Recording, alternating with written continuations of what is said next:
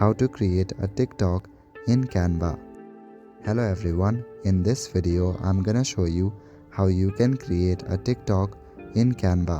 So the first method is very simple. Simply go to the templates section. After that, go to the search bar on the top and search for TikTok. Here you will see different kind of TikToks.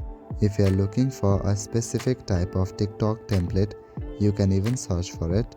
Select the template that you would like to edit and select the option Customize this template. Now if you want to create your own, then click on Create a Design. Go to the option Social Media. In Social Media, select the option TikTok Videos. This will give you a perfect ratio for your canvas. Now we're just gonna select different kind of videos to add on the canvas. Go to Elements and I'm just gonna search for food. To get videos, go to the Videos tab. Now select any videos that you would like to edit. Once added, you can adjust the size of the video. Additionally, you can also go to the text section and add text to your video. Once done, you can export the video.